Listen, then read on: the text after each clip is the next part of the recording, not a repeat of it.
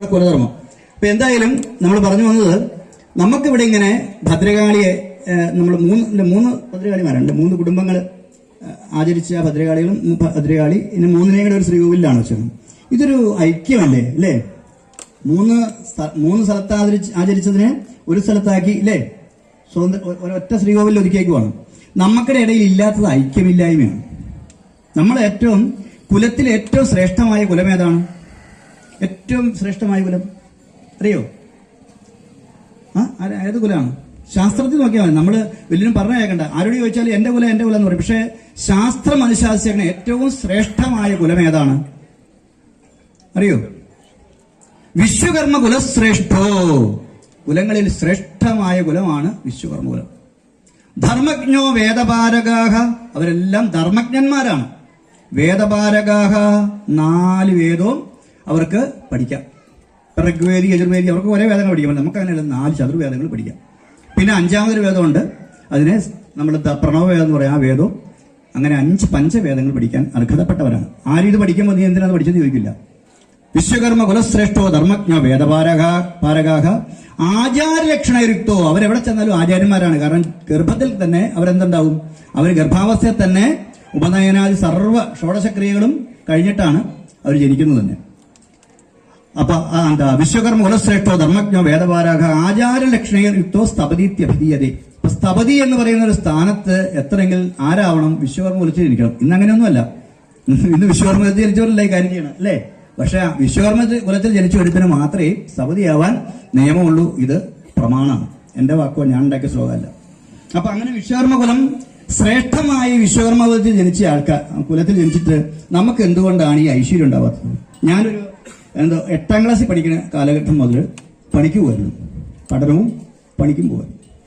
അപ്പൊ അങ്ങനെ നോക്കുമ്പോൾ അന്നത്തെ കാലത്തൊക്കെ ഒരു പണിക്ക് ചെന്നാൽ, ഒരു പണിക്ക് നമ്മൾ പുതിയതായിട്ട് ചെന്നാൽ പോലും അരത്തച്ച് കിട്ടും. എന്തായാലും ചിന്തയിലൊക്കെ പിടിച്ചൊന്ന് തൂക്കോ പിടിക്കുകയൊക്കെ ചെയ്ത് കഴിഞ്ഞാൽ അരത്തച്ച് എന്തായാലും കിട്ടും. പിന്നെ മുതിർന്ന ആൾ കാത്തച്ച നമുക്ക് വരുള്ളൂ. അല്ലെങ്കിൽ ഓണത്തിന് ഇന്നലെ ഇരിക്കട്ടെ എന്ന് പറഞ്ഞ് 100 രൂപ എല്ലാവരും തരില്ല. എങ്കിലും അരത്തച്ച് എന്തായാലും ഉടമസ്ഥ ഉറപ്പായിട്ട് മേടിക്കും. സാമ്പത്തികമായിട്ട് ഞാൻ ഏതാണ്ട് എനിക്ക് തോന്നുന്നൊരു 85 കാലഘട്ടത്തിൽ പണിക്ക് പോകുന്ന സന്ദർഭത്തിൽ എനിക്ക് തോന്നുന്നു ഏറ്റവും നല്ല കൂലി കിട്ടുന്നത് നമുക്കാണ്. ഇത്രയും കൂലി വേറെ ആരും കിട്ടുന്നില്ല. പക്ഷെ നമ്മൾ ആരും രക്ഷപ്പെടുന്നില്ല. എന്തുകൊണ്ട് നമ്മൾ രക്ഷപ്പെടുന്നില്ല? നമുക്ക് സമൂഹത്തിൽ ഒരവസ്ഥ കഴിഞ്ഞ് മുകളിലേക്ക് വരാൻ സാധിക്കുന്നില്ല. എന്തുകൊണ്ടാണ്? നമ്മൾ ചിന്തിക്കേണ്ട കാര്യമാണ്. നമുക്ക് മാത്രമേ ഉയർച്ച ഉണ്ടാവാത്ത എന്താ? അധ്വാനിക്കാത്തത് കൊണ്ടല്ലതാണ്. ഇതിനകത്ത് കുറെ ഘടകങ്ങളിൽ ഒന്നാണ് ഈ ധർമ്മദൈവത്തിന്റെ ഉദാഹരണം. ധർമ്മദൈവത്തെ തിരിച്ചറിയാതെ വന്നു കഴിഞ്ഞാൽ ഒരു കാരണവശാലും മുകളിലേക്ക് പോവില്ല.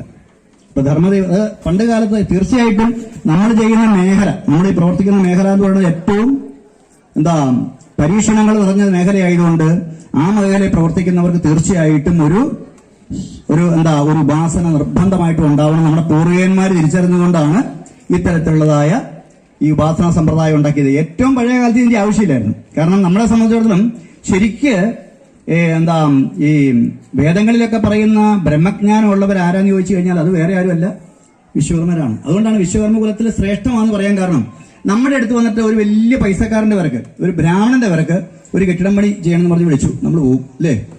ആ പണി നടന്നുകൊണ്ടിരിക്കുന്ന സമയത്ത് ഒരു 1,00,000 വീട് കൊണ്ടിരിക്കുന്ന ഒരു പാവപ്പെട്ടവൻ, വളരെ പാവപ്പെട്ടവന്റെ വരക്ക്, ജാതിയിൽ ഇന്നത്തെ ജാതി വർക്കൊക്കെ വയ്ക്കുവാണെങ്കിൽ താങ്ങ ഒരാള് വന്നൊരു പണിക്ക് പിടിച്ചു കഴിഞ്ഞാൽ 1000 പോകും അല്ലേ? മാം കൂടിയ ആൾക്കാർക്ക് പോകുമെന്ന് പറയില്ലല്ലോ, അവർക്കും പോകും. അങ്ങനെ ഒരു കാരണവശാലും ഭേദമില്ലാതെ, വനിതാ ചെറുതെന്ന ഭേദമില്ലാതെ ഏത് പണിക്കും പോകാനായിട്ട് നമ്മൾ തയ്യാറാണ്. അതുകൊണ്ടാണ് എല്ലാത്തിലും നമ്മൾ ശ്രേഷ്ഠത കണ്ടിട്ടുണ്ട്. മറ്റേ ഭഗവത്ഗീതയെ പറയുന്നില്ലേ, ഈശ്വര സർവഭൂതാനാം ഹൃദയശേ അർജുന നിഷ്ഠതി എന്ന് പറയുന്നത്. സർവ്വജീവജാലങ്ങളിൽ ഈശ്വരനെ കാണാൻ ദർശിക്കാൻ കഴിയുന്നവരാണ് നമ്മൾ. ഒരു സ്ഥലത്ത് പോയി നമ്മൾ പ്രാഗി നടന്നു പോരാൻ പറ്റില്ല. എന്തൊക്കെയാ ചിലപ്പോൾ പണി ചേർന്നിട്ട് കാശ് മുഴുവൻ കിട്ടിയില്ലെങ്കിൽ പോലും നിനക്ക് മോശം വരട്ടെ എന്ന് പറയാൻ നമുക്ക് സാധിക്കില്ല.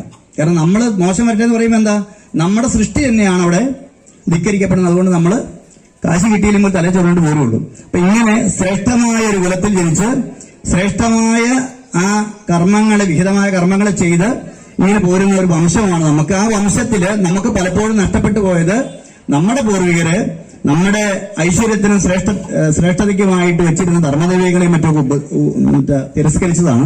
ഇവിടെ നിങ്ങൾ സ്വീകരിച്ചത് ഇന്ന് വിശ്വകർമ്മ സമൂഹത്തിന് തന്നെ ഒരു വലിയ മാതൃകയാണ് എന്നാണ് എനിക്ക് പറയാനുള്ളത്. തീർച്ചയായിട്ടും എവിടെ ചെന്നാലും നമ്മൾ വിശ്വകർമ്മനെ നോക്കി കഴിഞ്ഞാൽ അവരുടെ പൂർവികമായ സംഗതി ഒരു പതിയില്ലാത്തൊരു കുടുംബം ഉണ്ടാവില്ല. അവിടെ പണ്ട് അങ്ങനെ ഉണ്ടായിരുന്നു, ഇങ്ങനെ ഉണ്ടാകും. പക്ഷെ അറിയില്ല, അവർക്ക് അത് മറന്നുപോയി. അവർക്ക് ഇതിനെക്കുറിച്ച് പറഞ്ഞു തരാൻ പോലും ആരുമില്ല. പക്ഷെ ഇത് അതൊന്നും ഇല്ലാത്ത അവസ്ഥയിൽ നിങ്ങളുടെ തൊട്ട് മുമ്പുള്ള പൂർവികന്മാർ നിങ്ങൾക്ക് ഇന്നത്തെ കാലത്ത് ഈ നിങ്ങളെപ്പോലുള്ളവർക്ക് ഇത് കറക്റ്റായിട്ട് പറഞ്ഞ് മനസ്സിലാക്കി തന്ന് അതിനെ നശിപ്പിക്കാത്ത വിധത്തിൽ ഇത്രയും വൃത്തിയാക്കി എടുത്തതുകൊണ്ട് നിങ്ങൾ എന്തായാലും വിശ്വകർമ്മ സമൂഹത്തിന് ഒരു തിലകക്കുറിയായിരിക്കും എന്നുള്ളതിന് യാതൊരു സംശയവുമില്ല. നിങ്ങളുടെ ഈ ഇത്രയുള്ള ഈ വിജയത്തിന് എല്ലാവിധ ഭാവുകങ്ങളും ഞാൻ നേരുന്നു. ഇനി വരുമ്പോഴത്തേക്കും നമ്മുടെ ചുറ്റമ്പലത്തിന്റെ മതിലെങ്കിലും തീർക്കണം എന്ന് ഞാൻ ഈ സമയത്ത് നിങ്ങളോട് അപേക്ഷിക്കുകയാണ്. എല്ലാവർക്കും ഭഗവതിയുടെ